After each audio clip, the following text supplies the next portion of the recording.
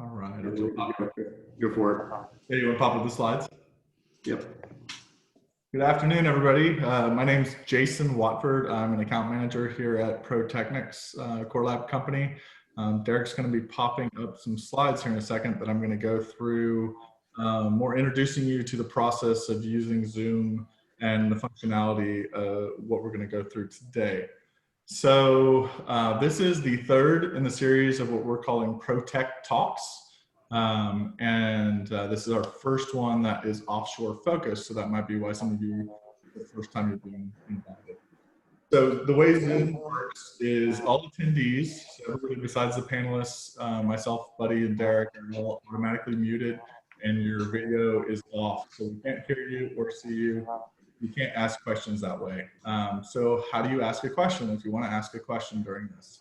If you move your mouse and go to the bottom, there's a box that says chat. Click on that and you can type your questions there. Once you type the question, please read questions above there. And if you like those questions, you can click the thumbs up and that will upvote them and make them more of a priority for us to ask the panelists. So this is, the idea is this is pretty interactive so it works a lot better if you ask questions and get involved. So there's also going to be a series of poll questions, the first of which we're going to do after Buddy introduces the panelists, and they're going to pop up on your screen. Please read through the question, read through the possible answers, select an answer, and I believe at the bottom you click submit. And then, a couple minutes after they're all submitted, we'll go through the results and allow the panelists to respond to anything that they want to. So, next slide. It's coming. Okay. So we at ProTechnics have a new idea of kind of 2020 and beyond, and there are new projects that we're working on. They're not just specific to Core Lab, ProTechnics, they're all over Core Lab. So a lot of this is things either we have at the very beginning of coming out right now or will be coming out in the future. And these are kind of the highlights of ones that are associated with the offshore market. So it's integration of proprietary rock data that can be used with models. We're doing a lot of top of cement tracing in the offshore market, probably for a lot of you. It's a big cost savings opportunity for you. Regulatory agencies seem to really like it. There's EOR diagnostics, better coming out on that. Owen, one of our partners, has a new facility they call the Rock Lab, which is working on fit for reservoir energetics, where they can actually test the energetics and flow through the perforations in a pressure simulation. And it's, I know other people have them, but this is kind of the newest, latest, and greatest one. We're also working on a way to deliver tracers with what we're calling propellant-assisted diagnostic systems, where we actually deliver the tracers with propellant in the perforating guns. And then we have some applications of some different metrics coming out, and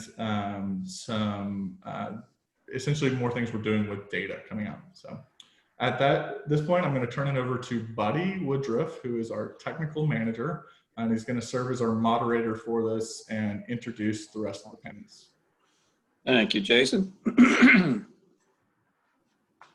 I will first introduce Bob Abendschein. Bob is the Executive Vice President and Head of Operations for Talos Energy. Prior to Talos, Bob was the Chief Executive Officer of Venari Resources, LLC. And before joining Venari, Bob spent 33 years at Anadarko Petroleum, where he held various corporate and executive divisional roles, including Vice President of Deepwater and Vice President of Exploration and Production Services. Bob currently serves on several boards, including Suncor, Marine Holdings, the Cynthia Woods Mitchell Pavilion, and the Offshore Energy Center. And he holds a bachelor's degree in petroleum engineering from Texas A&M. Thanks for joining us, Bob. Next up is Jack Sanford. Jack Sanford joined Fieldwood, where he currently is employed, in July of 2018, and he is currently the Deepwater Engineering Manager. Previously, He worked with Noble Energy and Talos as a consultant. Most recently, Jack was the lead completion engineer for the Gunflint Development Project with Noble, the Tamar Development Project, also with Noble in Israel, and the Tornado Project with Talos. He has worked with several operators over the last 25 years, both internationally and domestically, including Noble, E&I, Exxon Nigeria, Unocal, Amoco, and Kerr-McGee. He also graduated from Texas A&M with a BS in both geology and petroleum engineering and an ME in petroleum engineering. Thanks for joining us there, Jack. Thanks, buddy. And next up is Scott Auger. He is a completion engineer for Chevron, Gulf of Mexico. He's currently assigned to the Deepwater Jack St. Malo project. He graduated from Texas A&M, it's a broken record here, with a degree in petroleum engineering in 1985, and following an 8-year assignment in Pennsylvania, he has since been working primarily in the Gulf of Mexico, the past 16 years focusing on deepwater completion operations. And he joined Chevron in 2014. Welcome aboard, Scott. Thanks for joining us on short notice. We appreciate you. Oh, thank you, buddy. And last but not least is Mike Mullen, the one non-Aggie we have on the panel today. Mike has over 32 years working in the oil field after graduating from the University of Tulsa with a BS in petroleum engineering. He started his career at Marathon in Lafayette and later Pennzoil Corporation, which moved into Houston. He specializes in deepwater completions and sand control, and he has been at the forefront of a number of the frac packing techniques that have been developed and are currently utilized around the world. He began consulting. He now has his own consulting business, and he began consulting and has worked on wells on 5 continents during his career, from the Gulf of Mexico to Venezuela, Brazil, Angola, Chad, Equatorial Guinea, Caspian Sea, and Malaysia. So Mike, thanks for joining us all the way from Brenham. Thank you, buddy. Do you have some Bluebell ice cream this morning? No, but I have some for after the meeting. All right, great. Well, thanks all of you for joining in. This promises to be a very informative and interesting hour and a half. So hopefully we can all learn, we can all share, and we can all come away a little bit smarter and a little bit better prepared for the challenges that lie ahead. So with that, I'll turn it back to Jason, who will introduce our first poll question. All right, Derek, will you put it up on the screen for us? Remember, audience, this is for you. So you should have this poll question pop up on your screen, and it's pretty simple. It's, what is the biggest challenge of completing wells offshore in 2020? I have 3 selections and click submit. So while you think that over, Buddy's going to start with the first question for the panel, and after that we'll review the results. All righty. Okay, we'll start easy. It's kind of like cash cab. We start with the easy questions and work our way up here. The first question, kind of an overview kind of a question.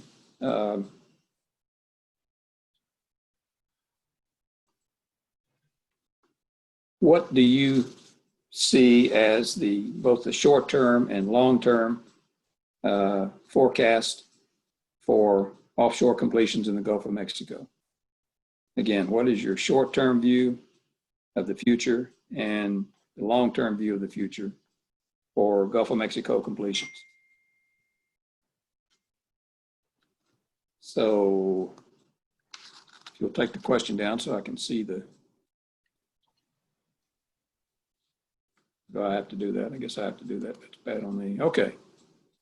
All right, short-term and long-term view of the offshore Gulf of Mexico completion-wise. All right, you want me to start, buddy? Go ahead, Bob, please. All right, I'll take more of the general questions. Okay, so you know at Talos, and I'm sure with the rest of the guys on the panel, you know, I'm going to talk. I mean, it could be completions. This could be drilling. I think we're all have moved from offense to defense, and really what we're thinking through, you know. I think we all know the #1 rule in the oil business is don't run out of cash. So what we're doing here is, we have to be, because, the offshore environment is more longer term. We're continuing to move forward with our drilling and completion obligations, but they're more on development wells. We're actually, as everybody knows that's listening, this is a long-term game. So, it won't really impact us as much in 2020, but, we start to get a little bit concerned about 21. Now, from our perspective at Talos, we think, prices are going to recover some, maybe not get back into the 50s, but high enough where we can continue doing the tiebacks. We have other projects that are longer dated, like the Zama project in Mexico. We think through that. That's a long-term project. We may minimize some of the spend, but we do not want to sacrifice first production in 2023. So, with all this and the completions, you have to manage, a lot of our partners. We're working with them. Everybody's in a little different situation as it, refers to cash. Also with, our partners in our vendor community, again, trying to, I think everybody's used to this. You go on defense, you start cutting cost. We start looking at, how are we going to move this forward? I think one of our biggest concerns, and what we want to make sure is when we look at our vendor partners is we got to make sure they survive along with, our operating partners. It's one thing to have all this teed up and ready to go, but if key critical parts, which there's a lot of different folks that provide those, aren't around to make that happen, then we're not going to be successful. So I'll turn it over to somebody else on the panel to give their perspective. Anybody else want to offer an opinion? Jack, you just unmute. Yeah, I'll bring something up. We're very similar to Talos, but we are a Gulf of Mexico company. This is where we want to be, and we believe in the long term and continuing to grow in the Gulf of Mexico. But short term wise, we're finishing out our rig campaign, and then we're shutting in fields, and we're waiting for that price of oil to get back up to where we actually making some money. And it's an industry for companies, the smaller independents that are in deep water. The larger companies may be able to do something differently than what Talos or Fieldwood or some of the other small companies, but we're trying to batten down the hatches, and we have good development prospects that we're keying up. Right now is the time to be doing the work. It's everybody. There are other challenges that I'm sure will come up question-wise, but some of the bigger companies can really take advantage. Okay. Anybody else want to prognosticate about the future of the offshore industry in the Gulf of Mexico? Well, I think the operators in the Gulf of Mexico know it's a long-term game. And, the nature of long-term rig contracts and just the amount of planning that goes into it, and not just drilling the wells, but hooking it up to production facilities and all that. It's long-term, and it's not like a shell project or a shale project where you can shut things down quickly. We're in it for a longer haul. Of course, on the flip side, it takes longer to ramp up too. You got to feel confident that prices are going to stay up. So that's the other side of it as well. Well, while we're on that subject, Mike, I'll throw this to you and possibly to Jack since he brought it up. This is a popular subject right now in the industry. When you start considering what wells to shut in, what's your criteria for determining which wells we're going to shut in at this point in time? Well, I think Jack ought to take that one. He's actually works for an operator. The consultants, we haven't had to face that issue. Okay. No, and luckily being in charge of drilling and completions, I don't have to address this question, but obviously I'll play reservoir production engineer because I have an opinion about everything. But obviously, if you're going to shut wells in, you need to make sure you're not losing reserves, and there are going to be certain wells that you're actually going to lose reserves if you shut them in. So that's going to be a consideration. The water cut aspects, I mean, we got a ton of wells that are producing very high water cut. That needs to be considered, that if you shut them in, they may not come back. When you look at deep water, those are most of our high margin fields. I mean, but it really comes down to dollars. How much money are you making? Are we paying somebody to take our oil? I mean, so it really comes down to an individual economic decision on all of the fields. And that's what we've gone through and selected. And as of right now, we have most of our production shut in except for the gas field. I mean, because the margins associated with it, the transportation cost, you just aren't making the money. And as long as we're not jeopardizing the reserves of the wells, then it does not pay for us to produce. Okay. All right. Yeah, I think that's a fair comment. You know, I think Fieldwood and Talos are somewhat similar in the same boat. You know, we look hard at, number one, the economics. Of course, you know, a lot of us have hedges in place that protect some of this. The other thing is, Jack made a good point about losing reserves. You know, our philosophy is try not to shut in for the fear of losing the wells. I think the other aspect that we've been going through, and it's a little counterintuitive, is if we see some maintenance obligations that, you know, we had later in the summer, we're actually pushing those up and trying to take advantage of, you know, several activities on a platform at the same time. That way we can kind of get ready for the ramp up, which we feel like is probably going to take place in the third and fourth quarter. Okay. All right, real quick, let's, Jason, let's go over the first poll results here. Derek just popped them up on your screen. So it looks like the results, the winner was volatility in commodity prices, which is always a big factor for us. Specifically right now with negative prices at times this year, it's a bigger cause than we've ever thought could happen. But still pretty split between that and just the poor return on investment, limited free cash flow, which I think kind of fits into some of your answers on shutting in wells. I'm kind of surprised that the HSC issues was not more of a hot topic because we have definitely seen it with having to quarantine people before going offshore and doing things. So. All righty. Poll number one. Okay, Mike, what would you classify as the greatest single technical challenge in the offshore industry at the moment? If you had to pick one, the greatest technical challenge, what would it be? Well, with everybody resting their people and sending them home for furloughs, is keeping your technical staff intact. We're gonna have service companies having a hard time keeping those people around. So getting back to doing work is gonna be very difficult if you don't have the right people in place. Good point. Speaking of, one of the submitted questions was, how's your company handling the COVID-19 situation? What steps are you taking?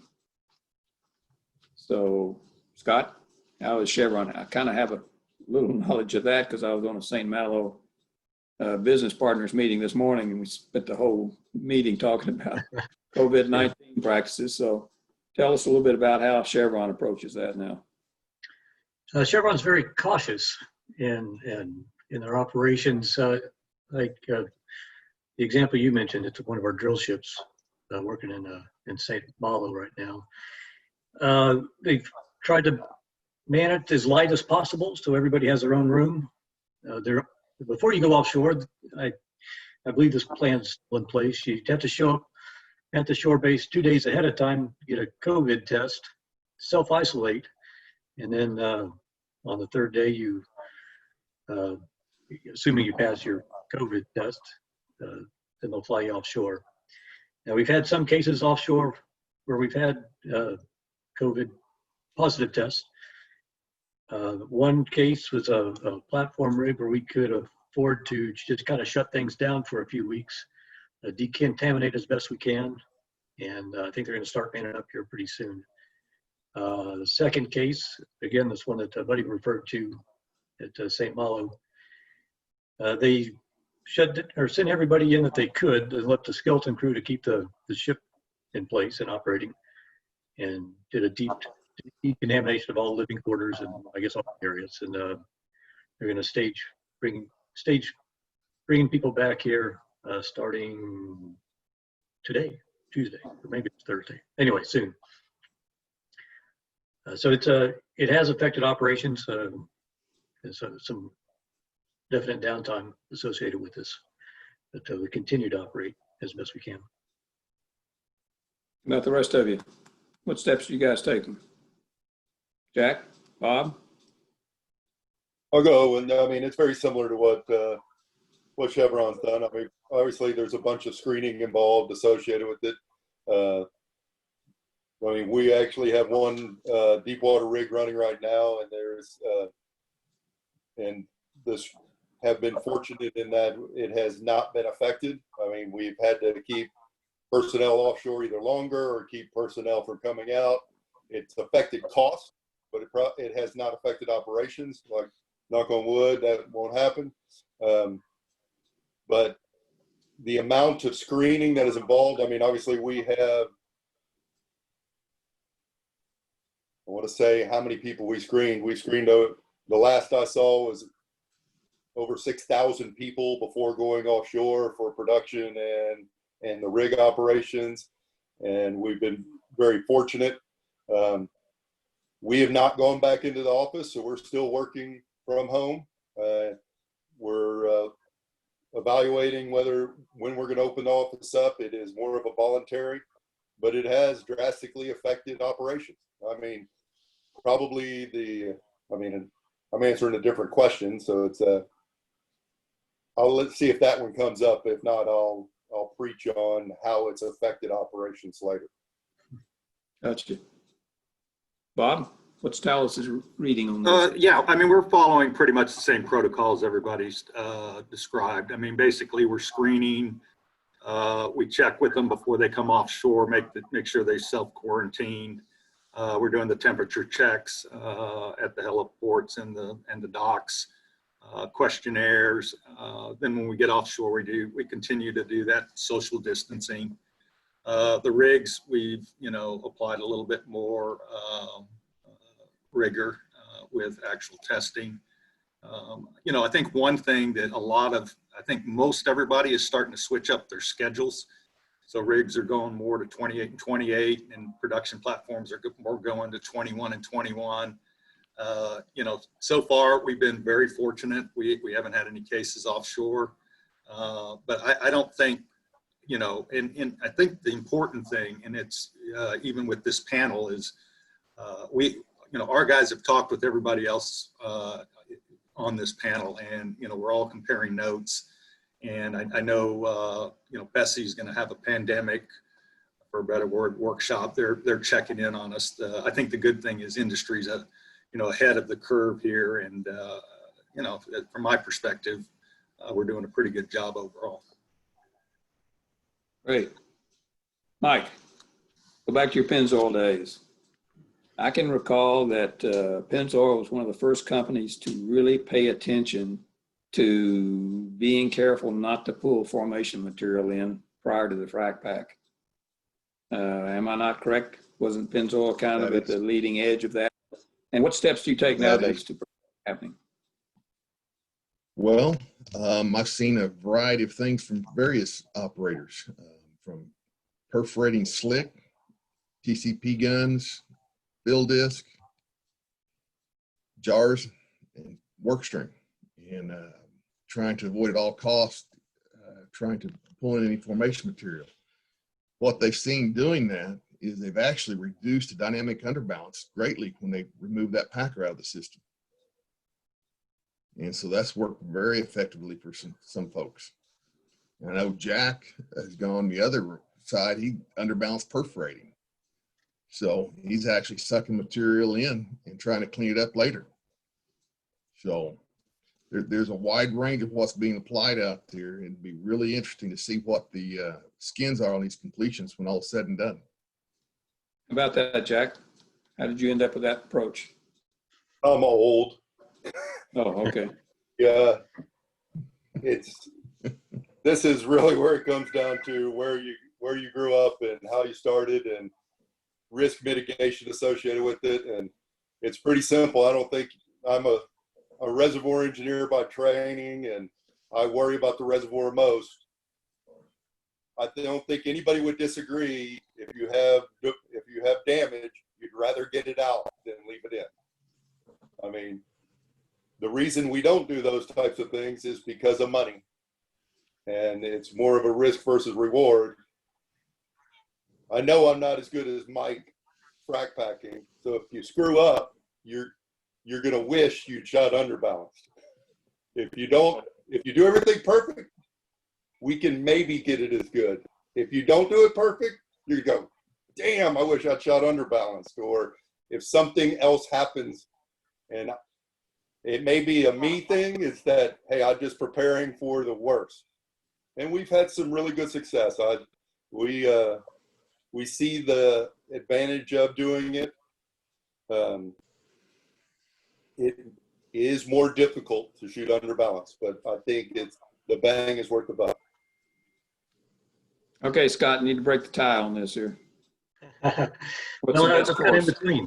You know, I grew up learning that you shoot under balance to get a nice clean purse, and in the event that you don't get a good frac back, good connection. But lately, the reservoirs I've been dealing with, mostly Wilcox or some tighter Miocene, we've been shooting over balance with success, and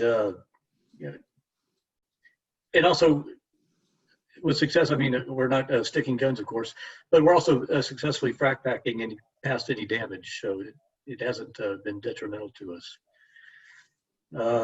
I know there's other operators in the Gulf, some majors that are not only perforating under barrels, but even surging perfs. That, I haven't heard of that being done in quite a while. So, the pendulum may be coming back. Gotcha. All right, we've throw in another submitted question, a chat question. Kind of falls back to what we talked about a little earlier. Question is, what are you doing to bridge the gap that is on the way? The talent being laid off and the students losing motivation and drive, petroleum engineering due to the volatility of the industry. So what, Bob, from a corporate standpoint, what steps are you taking to ensure that talented staff is going to be there when things turn around? Yeah, I mean, we're pretty fortunate. We've been at Talos more in the acquisition mode, so we've been adding, properties. I've only been here a little over 3 months, but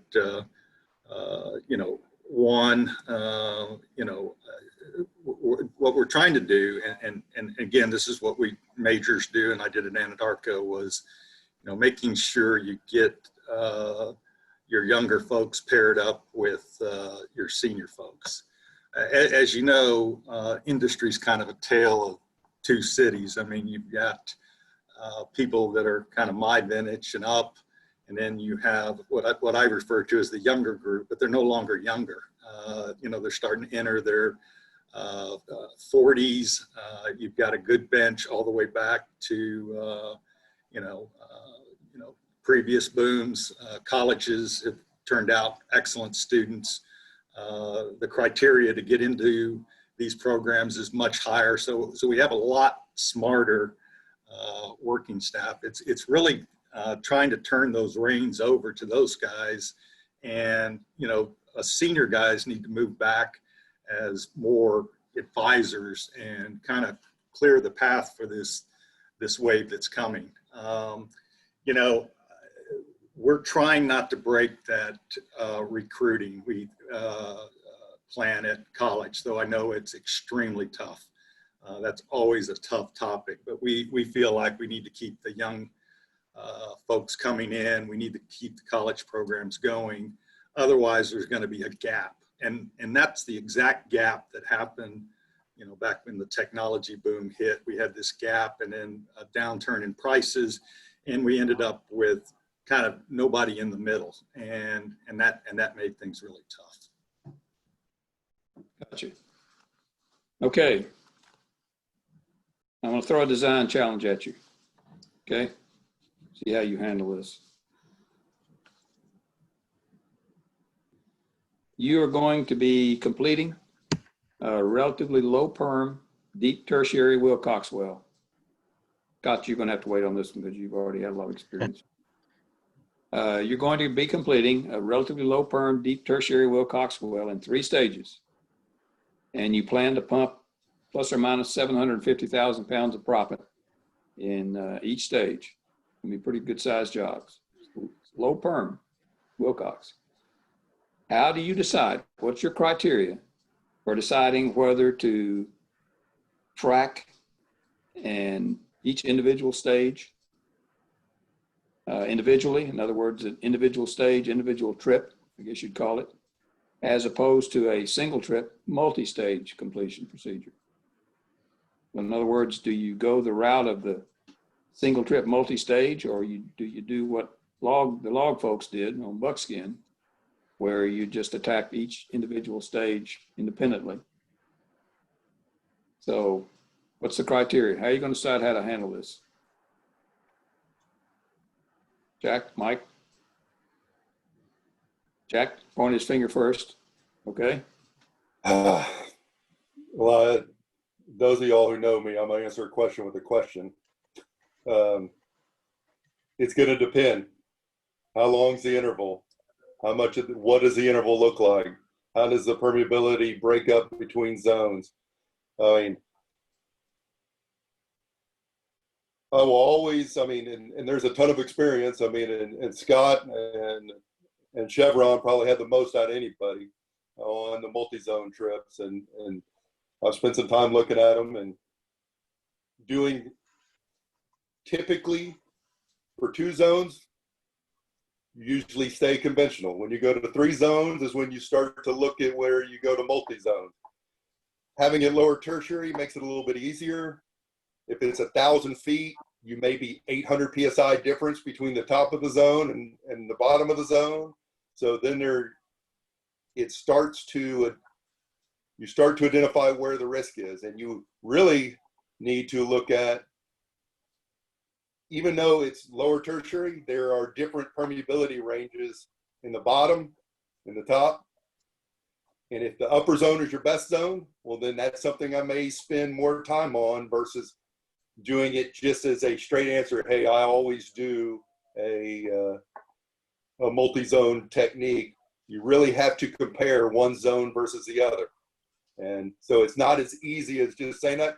If it's all in the top, then I may do a multi-zone on the bottom and then do the conventional on the top. I mean, with 1.4 million pounds, y'all are getting out of my realm here. You may be tripping the tool anyway. So at what point are you tripping the crossover? So if you're tripping the tool anyway, then you're starting to lose some of the benefits. So it's going to be an individual question. So I know I didn't give you a real answer. I just gave you more questions to think about when you're set up with this idea. All right. Mike, have you ventured out into the lower tertiary yet? Yes, completed a couple wells there. All right. A lot's going to depend upon your rig trip time, your depths, and how much will you actually save time with a single trip system versus a multi-trip system. Like Jack said, if you got different perms, there's a lot of different things go in there, but it's going to depend on where you save the most time, what's going to be most efficient for you, and not give up any completion efficiencies. I mean, low perm, big long frac's key. So whose tools are you running? What are they rated for? Like Jack said, if some of the tools aren't rated for over 2 million pounds of sand. So you're right. What tools are you running? I think that was some of the criteria that log folks used when they did the buckskin. They knew they were going to pump very large jobs, and they weren't sure the service tools would hold up. All right, Scott, And you so pretty much single trip multi-stage, aren't you? Pretty much. Yeah, I think, Jack and Mike summed it up pretty well. But I want to focus on you want to do what's best for each of your zones. It may cost another $5 or $7 million. That's on the high end. If you were to stack them stack 3 zones as opposed to probably more than that. All right, so another $10 million, maybe $15 million. But in a $200 or $250 million well project, it's not a huge percentage. And in the long term, if you can recover more reserves, you could justify a stacked over a single trip multi-zone. Now there's an additional complication with older wells when you get some depletion involved. So we're completing tertiary wells now in wells that are depleted. Some zones much more than others, and so you don't have 800 psi difference between zones on your worst case. It might be thousands or several thousand psi. So we got plans to break up 4-zone single trip multi-zone into 2 stacked single trip multi-zones, so we could adjust the fluid weights for each individual single trip multi-zone system. So there's no pat answer. I'm sorry? So you're sort of doing a hybrid, huh? Correct. Single trip, some multi-trip. Gotcha. All right. Okay. So it all depends on the circumstances. Gotcha. Like Jack said, there's lots of questions that have to be answered. Good point. About another poll question. There you go.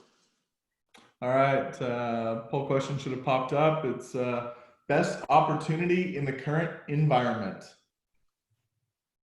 Make your selections and click submit.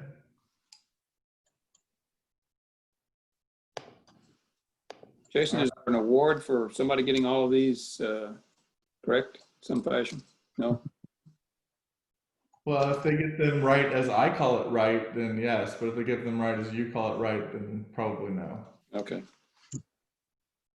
All right, while you're contemplating those questions, earlier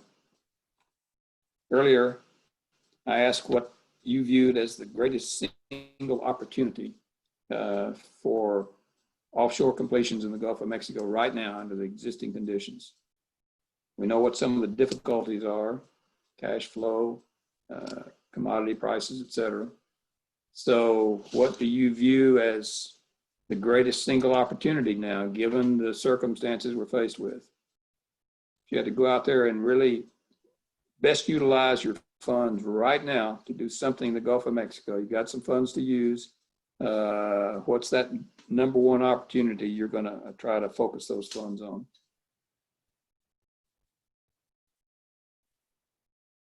I mean, none of you have any funds? All right, somebody. We have dreams. What's the greatest single opportunity? Come on, Mike. What's the greatest single opportunity as you view it right now? Gulf of Mexico, your wells. Or your projects. Well, you have your pick on the people and the equipment to do your work. And so you could do a good by lining that up, making the right contacts now and getting them lined up to do the work for you whenever it's time to go back to work. So you got the pick of the service crews is basically what you're saying, and maybe some lower cost. Do right now. There you go. You'll really have that pick in about 3 more months when nobody's completing any more wells. There you go. All right. How about it, Bob? What do you guys view as the number one opportunity out there in the Gulf right now? Well, I think it's back to Mike's comment. There's certainly, as we all know, rig rates are just at a ultimate low, especially when you're looking like Scott has to do at these Deepwater Wilcox completions. The problem you get into is, especially in offshore, is the timing is, by the time you get to completion, it take, unless you've been doing this for the last year and a half and have an inventory of completions to do, you may not be able to take advantage of the low prices. certainly, you get the best talent. I mean, there's a lot of folks out there and with a lot of experience that either consulting that can help us out, and that's a lot what we use, and I'm sure Jack does the same. Is when you're a smaller organization, you try to utilize consultants to make it happen. But drilling and completion costs are low. When you take it downstream and you start looking at facilities, there's a lot of opportunity. There's no waiting in line. Again, the problem is, do you have the cash to do it? And I think what you're seeing with most of these major projects, there is spending. I think 2020 there was great ambition, and now that's all scaled back a little bit. So everything's probably sliding a little bit to the right by 6 months to a year. Doesn't mean you can stop planning, keep moving, but I still think that greenfield projects are going to be the toughest, and tiebacks are king, just like they were in the last bust in the offshore environment. Gotcha. Okay, here's another submitted question. Wait, let's pop up the poll results before that. Oh, sorry. Go ahead. Keep me on track, Jason. All right, this one was pretty overwhelming. That better utilization of time and technology for efficiency gains is the best opportunity here. Buddy, you have any kind of follow-up question you want to ask based off of that? Yes, now that you mention it.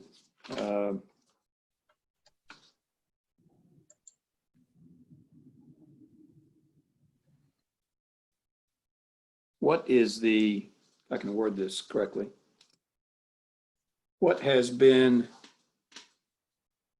what's the most promising new technology that you see on the horizon for working on these completions? The new technologies that are out there, and maybe you've got some time to experiment with some of them and kind of work the kinks out of them before you start using them on a broad basis. What are some of the newer technologies that appeal to you right now that you think maybe their time has come and this is the time to give them a look-see, especially since they might be discounted rather heavily right now for the inventors, try to get you to try them? What do you see out there as something that's worth taking a look at?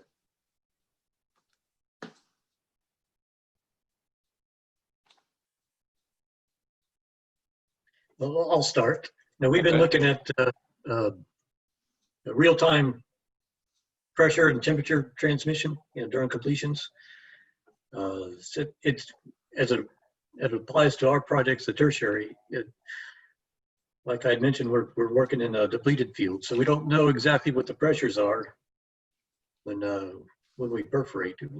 When we drill, we take some pressure samples. Those are just single points, spread over a few single points spread over several hundred feet. So we don't know exactly what density completion brine is going to be slightly overbalanced with the formation. So we're instituting real-time pressure measurement below the TCP, the DST equipment, above the packer, but below the ball valve. So once we perforate, we'll leave the well shut in for a little while till the pressure stabilizes. We'll know at that point if we need to adjust our completion brine, either up or down. So that's kind of one of the newer things we're looking at. Okay. About the rest of you, anything appeal to you out there right now? No. All right. I'll say something. I mean, obviously, I hate new technology, even though I use it all the time. I mean, I would rather use old technology than new technology. It's a lot more reliable. But it seems like all I do is use new technology. Deal. The real-time pressure temperature, I mean, it's been around, and I think that we're getting closer to using it. Some of the perforating that we're having to do with 30K guns, and how do you make that bigger and better and more shots? I mean, there's some things there. Obviously, the connection to the reservoir is important. And how is that affected? probably some of the biggest issues. It's not cement, it's not truly completions, but it really is completions, is how we're cementing and the regulatory requirements of getting cement as high as you need to get it, and how is it isolated, and what are my contingencies when the cement job goes poorly, and because all of the wells we're drilling now are requiring that, and then all the new regulations are requiring you to put cement where before we wouldn't have to put cement. Now they're not letting you do the work unless you put cement there. So it is, so then you go to, well, if I like an expandable liner hanger, how do I do a top-down squeeze job? And how does that affect the primary cement job? So we're risking the primary job for the regulatory aspect of it, because they're not letting us move forward. So if there's any new technology on fishing and jarring tools, I would love to see that. Only because I'm in the middle of a job right now where I'd love to see some of it. But there are lots of things that cross over between drilling and completion. You're a good straight man, Jack. My next question is, what techniques or tools do you employ now to confirm the top of cement to satisfy Bessie? What techniques are you using?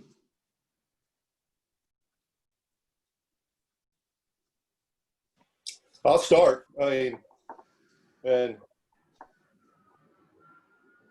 don't make this mistake. It was on an intermediate string, but we were hoping it was going to be a production string. Do not trace your cement in an intermediate string on a production string. You will not be able to see anything. It is really bad. Tells you where top of cement is, but it makes it really hard to perforate. So you're trading off your risk there, and you can see that when you say, well, hey, I had this in an intermediate interval, and say, well, where's that sand? You don't see it anymore.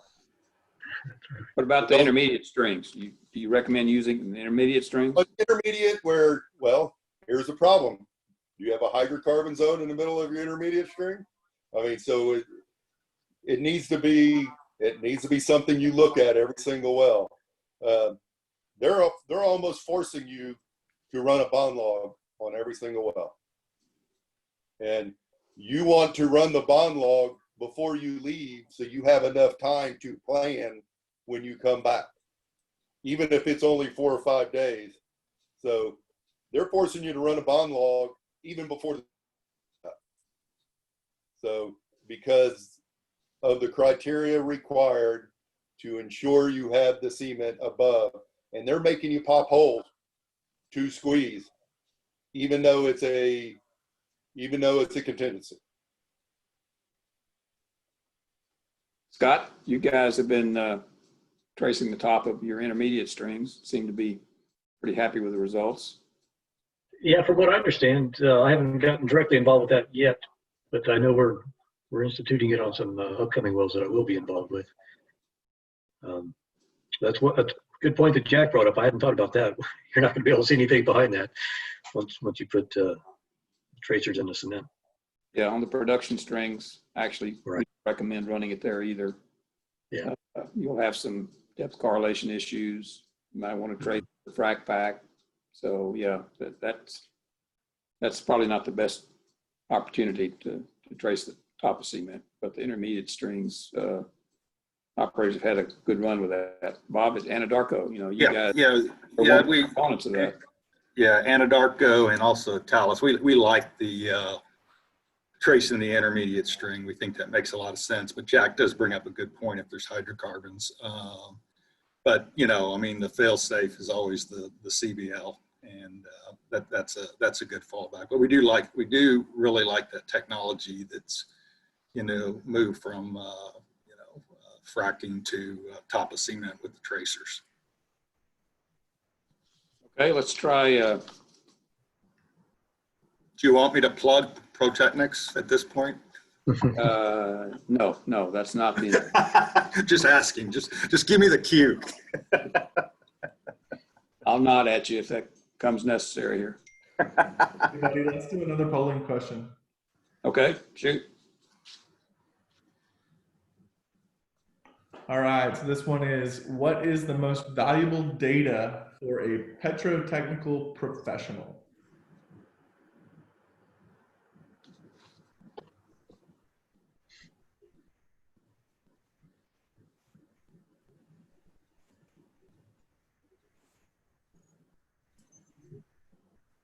Assuming you guys are petro-technical professionals.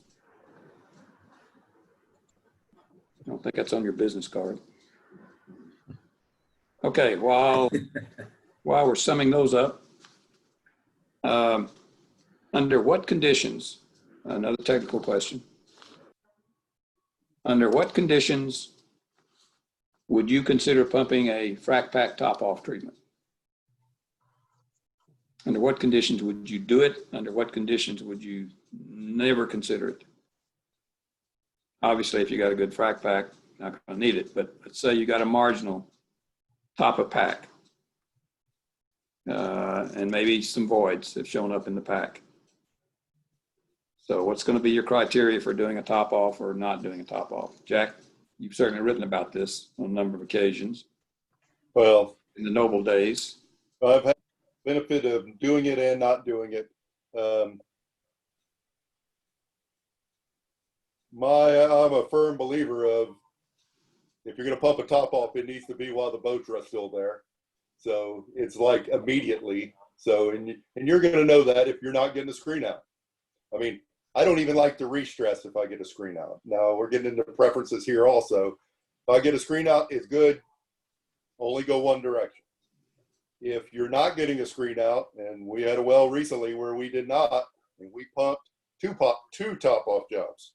It is a step function where it kept taking fluid. And, but you know that almost right away. You need to see it screen out. You have to have good indication that you're going to have proppant. If you have a void and you have proppant above it and you've had a good screen out, it has been our experience that the void will fill itself. That time is the best healer of that wound. It happens. We have several ProTechnics logs associated with that have proved it. We run them weeks apart. We run them days apart. And I could give a selfless plug here. I know my ex-boss is online. He helped write a paper on that. So we have some good data that says that if you have the reserve, it will heal itself. There you go. How about it, Mike? When do you run a top off? You have a very poor or no screen out at the end of the job. Because if you get a good screen out, you won't be able to pump a top off job, circulate anything around there. So you've got to have a poor or no screen out at the end of the job. If you're questioning whether you got a screen out or not, it's time to re-stress. You know, I'm like Jack. If I get a good screen out at the end, I will not re-stress. Everything's coming out of the hole then. Hey, Scott, breaking the tie again. I agree with I think Jack and Mike and I all went to the same school on when to re-stress, when to do a top-off job. The only thing I could add is we've gotten in situations where we have a tight hookup between zones and there's just not much blank. So it becomes even more critical because if you, even if you do have a screen out, you could have a void, but not enough reserves to reserve in across your blank pipe to fill that. Okay.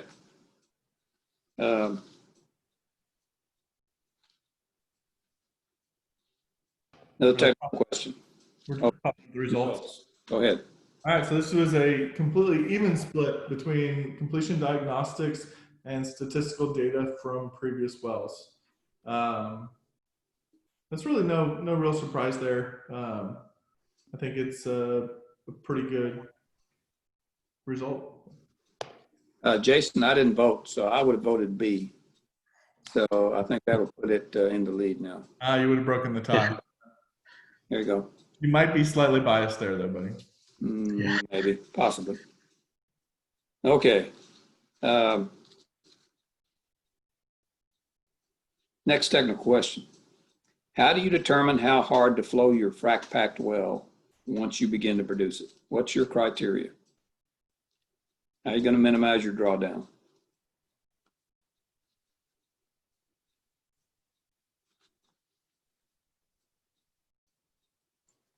Come on. I know you guys have rules of thumb here. All right, I'll go first.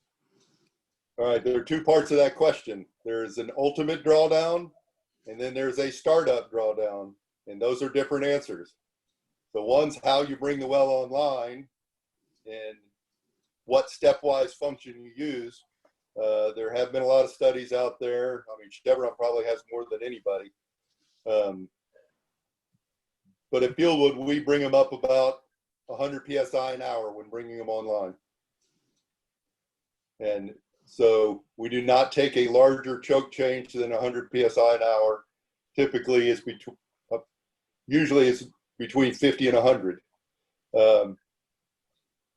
When you determine how much you can draw down, there are wells out there with 4,000 and 5,000 pounds of drawdown. So that seems like a lot, unless you have 22,000 pounds of bottom hole pressure.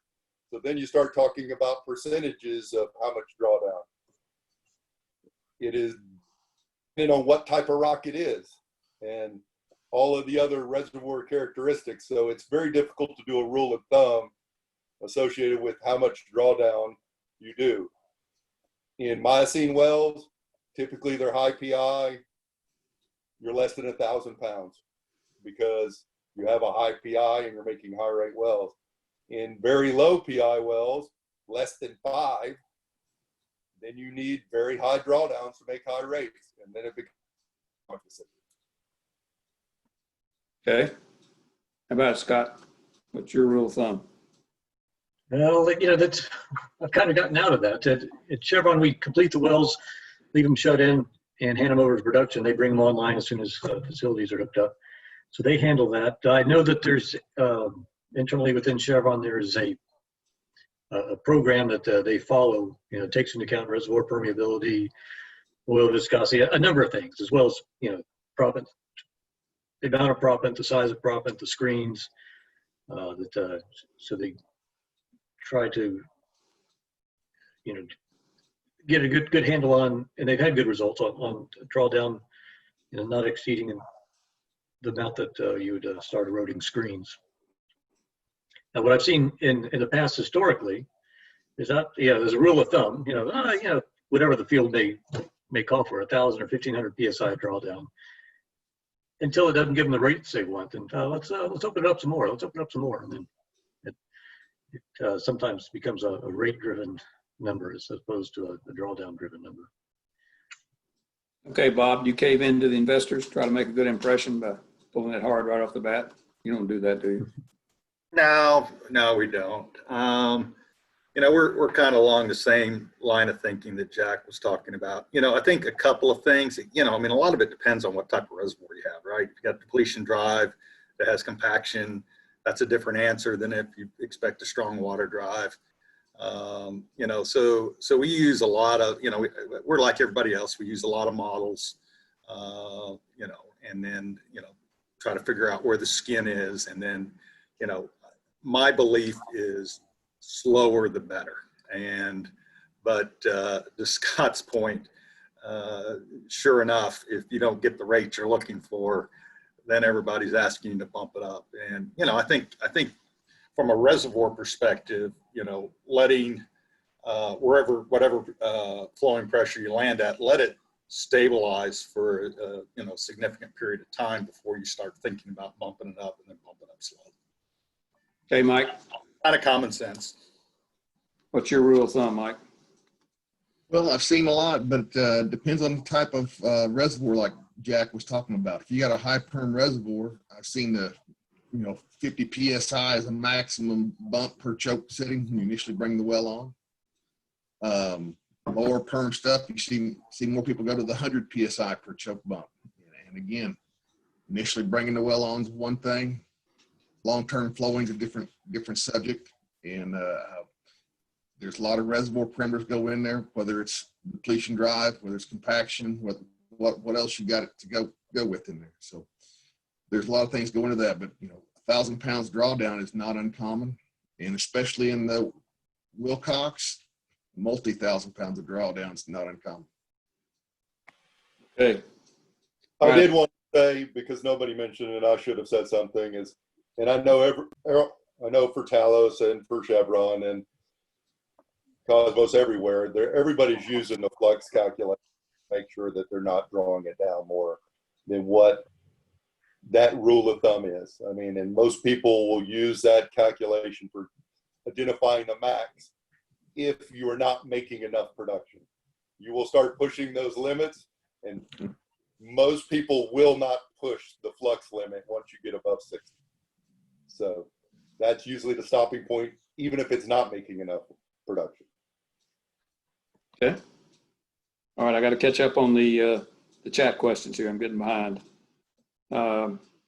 Here's one of them. Any experience or thoughts on applying microproppants and perforation erosion? Not exactly sure about this, but I'll read it again. Any experience on applying microproppants and perforation erosion? Also, proppant pack damage from this microproppant in higher perm conventional rock, like 20 millidarcy.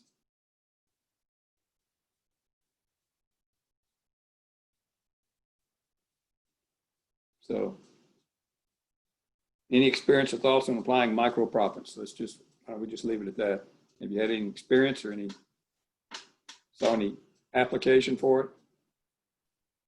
I'll try first and open it up.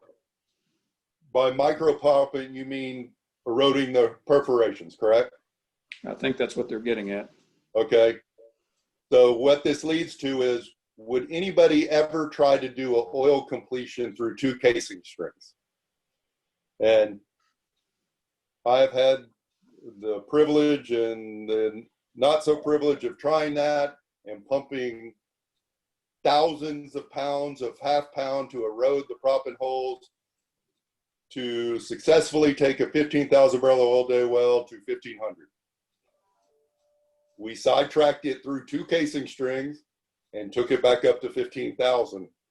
I have not had success in oil wells through 2 casing strings or eroding, using HSP to erode proppant tons or casing.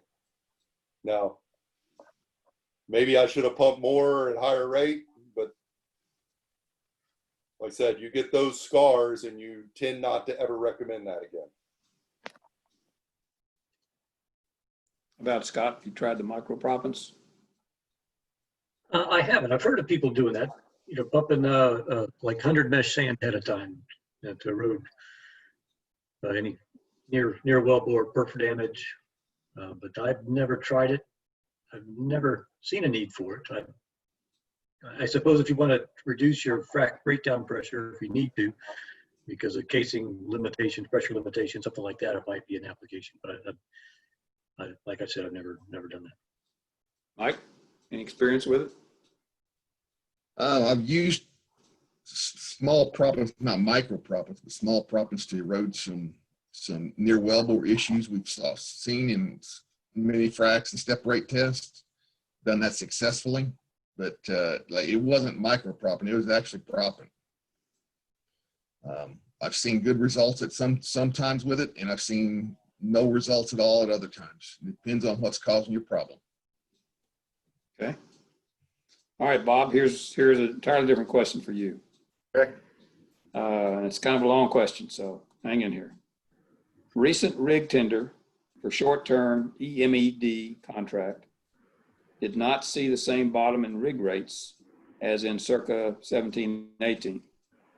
There seems to be a greater reluctance to keep rigs running at 0 profit or even a loss. Is anyone seeing the ultra low rates for long-term projects in other regions? Yeah, so, I think our experience in the, the rig market is, this could change with this recent downturn, but the thought process in the rig market's been, try to survive, keep the rates. There were spot rates for wells here and there that were extremely low, but you knew that wasn't going to be a long-term, sustainability. So what we're seeing is rig rates are in the right ballpark where the rig operators can make money.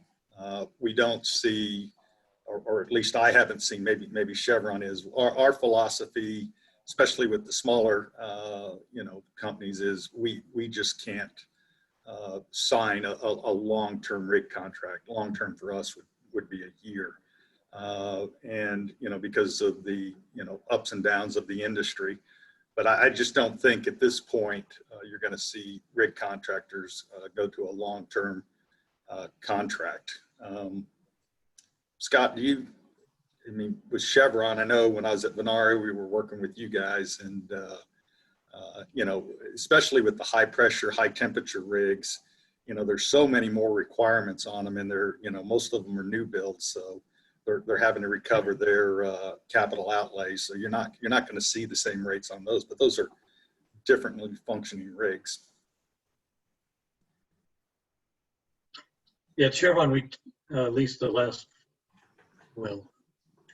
historically we've picked up new rigs, and like you said, they're built for our use, higher pressure rating things, and the drilling contractors have to get their money out. So it's that does result in higher rates and long contracts. Now we have picked up at least one rig recently that an older rig that we picked up on the market for a much less rate, much lower rate.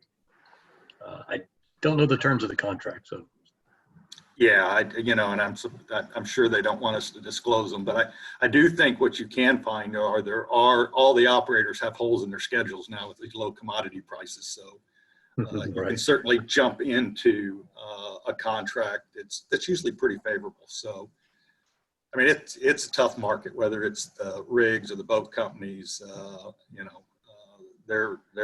It's a tough environment, and unfortunately, we're going to see more consolidation. But I think they're getting to a point where the 7th-gen rigs are, they're really doing great.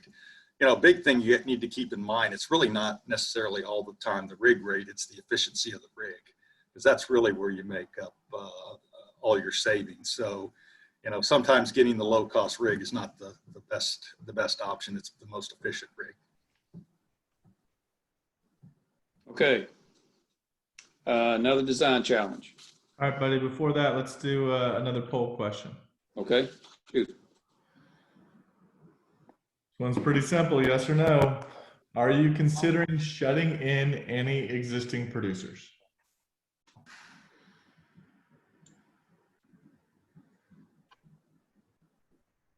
That one shouldn't take too long. It shouldn't at all. I think you can give them their tough question now, though. Okay. Here's your design challenge. And this has come up. We've been asked this question many times, and I always like to get different people's opinions, how they view this. Okay, you've got a sand package, this offshore well. You've got a sand package, which consists of 2 30-foot sands. Okay, you got a 30-foot sand up here, 30-foot sand down here, and you got a 40-foot shale in between. Okay. Are you going to perforate that shale, or are you going to just perforate the 2 30-foot sand lenses and frack it in one stage? Multi-stage is not really an option here. The question is, do you perforate through the shale or just perforate the 2 30-foot sands? Maybe if you have a rule of thumb about how much shale is too much to perforate, so give us a All the sand at the same pour pressure. Yes, let's assume they are. And they're both just as clean. They're both pretty clean sands. And you want to get them both.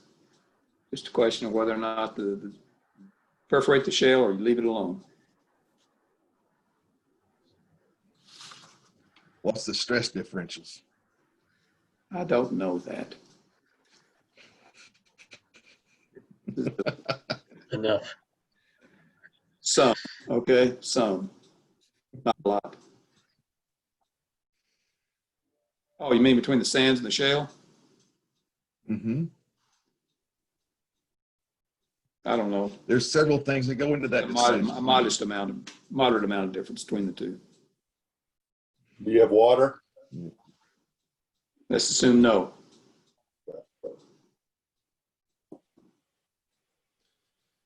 Well, I'm not If going to your go stresses first. aren't too far different. What was that? I'm not going to go first, but I have an answer. We'll see how the other two act. Oh, that's a cowardly way to handle it. Okay, fine. I'll go first. All right. You always shoot everything. If not, you're going to leave a void. Okay. That's basically what I'm getting at. Are you concerned that you'll leave a void if you don't perforate the shell? I'm concerned if I leave a void, don't perforate the shell, unless I run some alternate path screens. That might be the only way that you don't perforate the shell. Okay. All right, Scott, you're nodding your head. I'd have to side. Yeah, I'd side with Mike as far as yeah, I would perforate everything. Then I would look at the alternate path technology. We've used it recently with some success. But if it, you got to see how it's going to affect your, if you're going to be able to break down both zones, treat both zones. Mike's more of the modeling whiz on doing that kind of thing. So I would defer to my experts. All right. Next question. Do? Oh, all right. Poll results. So it's not as one-sided as I thought it would be, but about 2/3 answered yes. They're considering shutting in existing producers. Jack, I know you already kind of chimed in on this in one of your earlier responses, but I thought it might be good to hear maybe from Bob or Scott what's going on there on this, if you're shutting in wells or not, and how you're making those decisions. And while you're at it, what steps would you take before you shut them in? Would you do anything special to those wells before you shut them in? Okay. Yeah, we, you know, if the platforms are profitable at current prices, we're not going to shut them in. Even if they're slightly unprofitable, we're not going to shut them in. Back to some of the points that were made earlier about trying to bring the wells back. Our philosophy is try to keep things rolling. We have shut in some platforms because of they just don't, too high a lifting cost.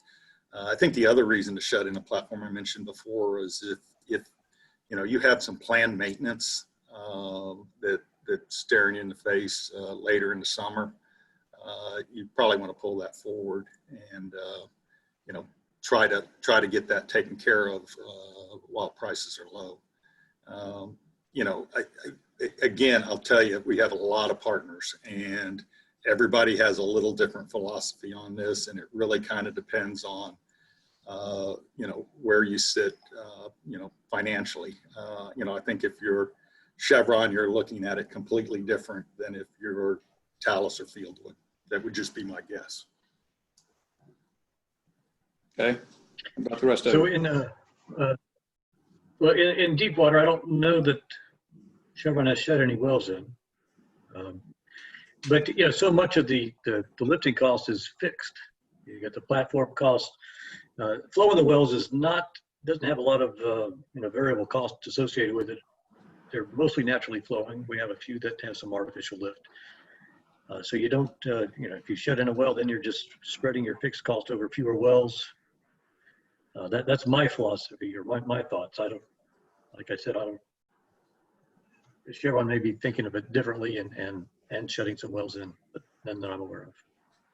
Well, I think what you got to think through is, you know, it's one thing posted WTI, but depending on, you know, your transportation fees and all that, I mean, it doesn't take much to, you know, start where you're actually paying people to take your oil. So I think that's one of the things that gets into our thinking. But, you know, you know, based on my Anadarko experience, if we were in this situation, especially on the deep water things that flow naturally, I can't imagine that we'd be shutting in wells.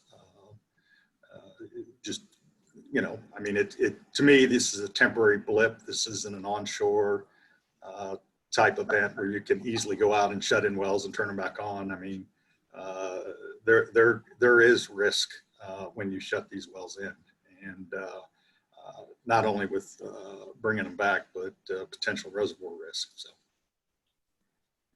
and to your point, what do we do when we shut them in? Basically, remove the hydrocarbons.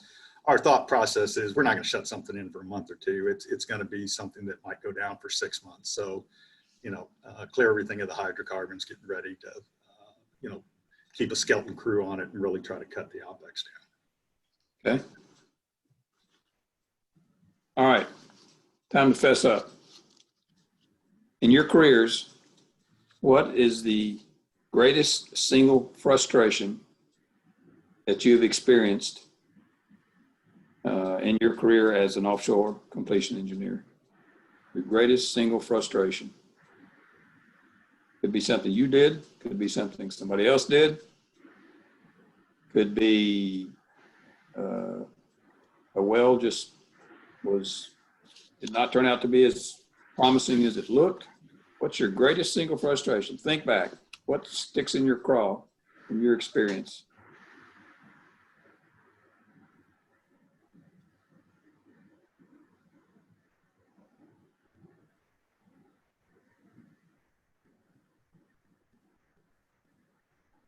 You've never had any frustrations. All right, the one that comes to my mind is, this was back in my old Devon days. We did a lot of one-offs drill and complete wells. And I think there were 6 wells in a row that I was a completion engineer on, where we drilled and go straight to completion. Well, 5 of the 6 were dry holes. So you do a lot of upfront work and getting ready for that, and all for naught. So that was somewhat frustrating, but of course understandable. There you go. Come on, you two. I know you've had some frustrations now. You got too much gray hair not to have had any. All right, I'll go. And what's there? Really, what it comes down to people. I mean, poor communication is typically the root of all evil, and I guess it's kind of a pet peeve of mine, or for somebody to say, well, I've never seen this happen before, which is like the automatic response in the oil industry. They should never, ever say that.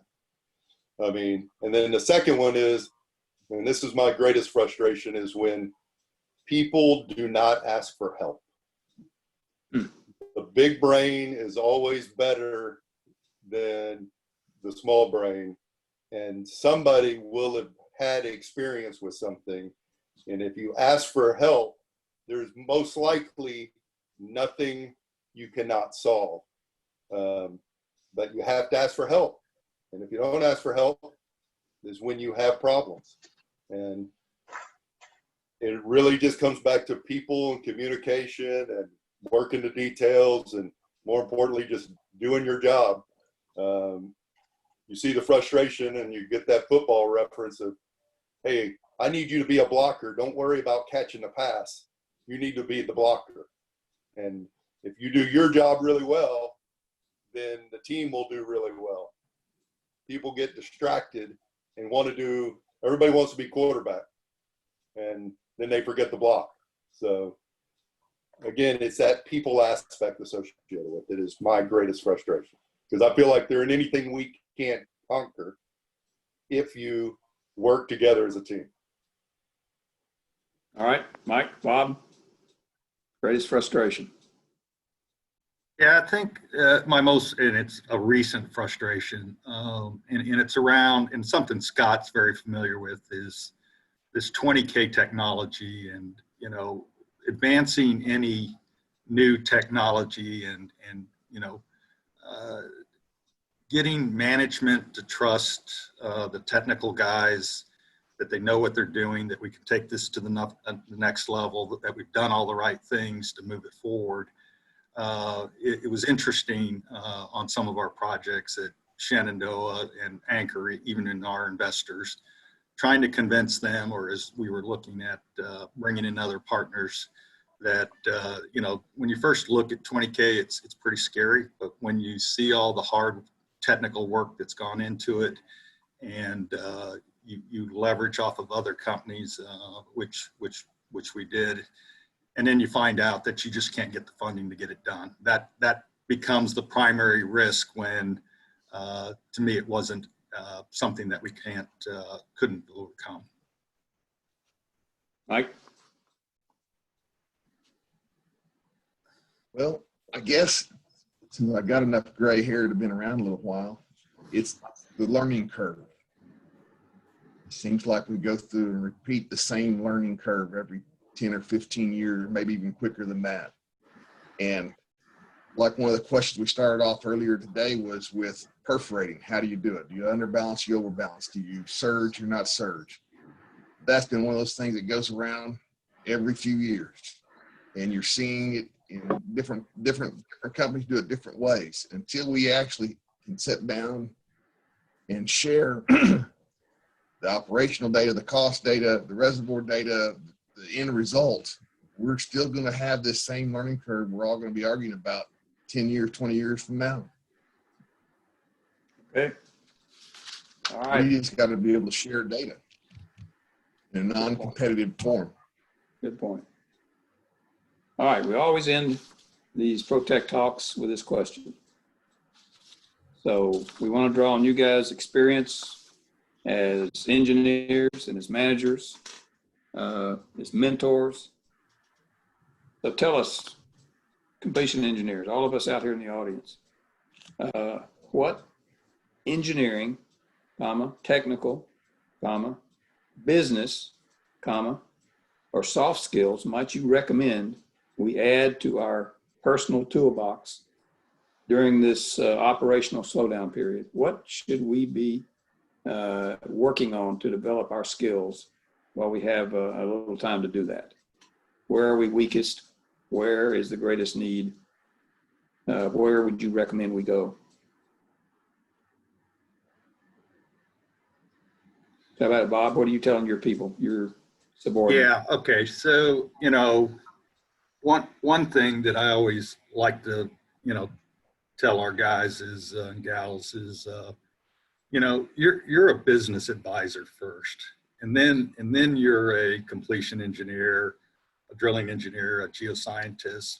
You know, we're here to make money, and you know, every day you walk in, you have to have clear line of sight that the job that you're doing, how is it going to make money and add value for the company. So, you know, a couple things that I think through when, you know, I talk to folks is, number one, you got to know how the business is run. So that's the business acumen.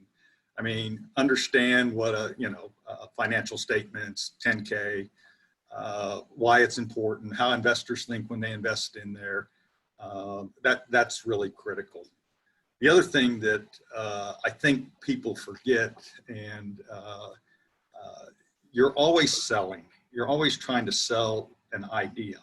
And if you can't sell an idea, which includes being able to describe it, how it adds value, and communicate that, you're not going to be successful in this industry. The people that sell the ideas the best are the ones that are successful. Now, that doesn't mean oversell. You have to point out the pros and cons, the risk associated with it. That's extremely important, and people appreciate that. And then in this COVID world, one thing I would suggest for all of us is the ability to work from home, and that's gonna be the new normal going forward. Well said. What about the rest of you? You would recommend your subordinates or your coworkers or yourself in the areas you maybe feel weak in? I think communication is key, and I try to encourage people, including myself, because I tend to fall back away from the mark on this as well. But make sure everybody's included that needs to be included, and you know, as well as peers. Keep peers informed, because they often have good ideas. They've seen things differently than I might have, or in the past, different experiences. Things go better when you have time. Take the time to communicate with others. A little more challenging in this work from home environment, but not impossible. And we're developing new skills, like this virtual panel session, or we're all getting good at Zoom and FaceTiming and all that. And hopefully some of these skills, or all these skills, will carry on when we get back to normal. If there is we go back to our old normal. How about you too? All right. Yeah. I mean, and I've talked to my engineers. I said, look, hey, your job is harder now. I mean, there's less people, there's less resources, but take advantage of the time, because something that we haven't had is we're on an extremely fast pace, doing a bunch of developments in a very short time period, and now I have time to prepare. So question everything. Trust but verify. Our service providers are not as good as they once were. Do detailed option analysis, work the details. I mean, a lot of times we don't get the chance. I mean, for the smaller companies, we don't get the chance to work the details. If you don't work the details, that's how you're going to fail. And you just got to take advantage of this opportunity to do that. And what Scott said is you have to over communicate. I mean, these are the same things we've been preaching from the beginning. And it goes back to what Mike says, we keep relearning the same lessons over and over and over again. If you do this every time, you could be successful. It's when you stop doing this is when you're not successful. All right, Mike?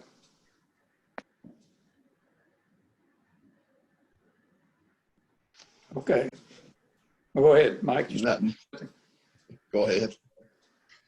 Well, we've reached I think so finish off with a good, strong point here, Mike. you cut out there. I'm having some weather issues. What did you say? I'm just saying we've reached the bewitching hour, so it looks like Bob's probably getting some pressure to get back into his board meeting. So that is correct.